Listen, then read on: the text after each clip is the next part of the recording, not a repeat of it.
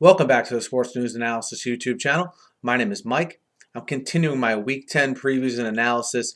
This video is for the game between the Tennessee Titans and the Jacksonville Jaguars. This game will take place down in Tennessee, and Tennessee coming off of a good road win, 28-21 at St. Louis, and the Jaguars are coming off their bye, still winless at 0-8. And in this game for the Titans, I think they have to stick to what they got going last week. And what I mean by that is running the football, okay, which they did very well last week. The combination of Chris Johnson mostly, but you throw in a little bit of Sean Green and his infusion into the running game after being hurt for a good part of this first half of the season, I think is going to be big for the Titans. It gives them a true, legitimate 1-2 punch in the running game. And for a team, that spent the draft pick on Chance Warmack, brought in Andy Levitre, has some other solid parts of that offensive line, I think establishing the run is going to be big for them.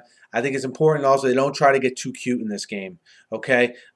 Get out to a big lead before you start doing things out of the norm. I think teams can fall into that trap against a team in Jacksonville where you look at their defense and say, man, they have holes all over the place. Let's try things we've never done before. Jake Locker was not good last week versus the Rams. He wasn't good before the bye versus the 49ers. They got to get him back on track and playing like he was before he injured that hip. I don't know if the injury is lingering or he's just not back in his rhythm, but either way, this would be a good game for him to get right. As far as the Jaguars go, look, they were able to move the ball a little bit when they had Justin Blackmon back. Blackmon was suspended for 4 games. Played for 4 games, and now you have the issue, obviously, with him entering rehab recently, so he's not going to be available. You wonder where they get points from. They're prone to turning the ball over. Tennessee is +6 in the turnover differential area here, so they have an advantage there.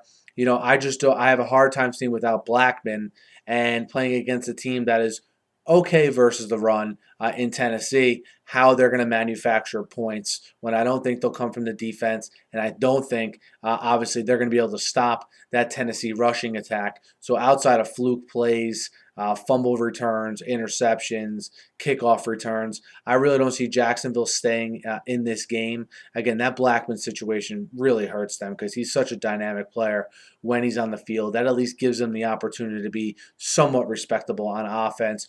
But for Tennessee, look for Jarrell Casey, Derek Morgan to get pressure on on Chad Henne, much like they did against Kellen Clemens last week. They had 11 of the 17 pressures for the Titans on Clemens were from either Casey or Morgan. So look for much of the same in this game. Guys, I like Tennessee +13 at home. I know it's Tennessee -13 at home. I know it's a big spread for a team like Tennessee, but again, with the way they ran the football, with the way their defense looked, the fact that I think they'll be opportunistic at home, and I don't see where Jacksonville's points are going to come from. At Tennessee -13 at home versus the Jaguars. Guys, let me know what you think. Hit me up in the YouTube comments. Hit me up on Twitter at @SNewsAnalysis. Be sure to subscribe to my channel. I preview and recap every game every week, always talking the news of the day in the NFL. So be sure to subscribe. Thanks for listening. Have a great night.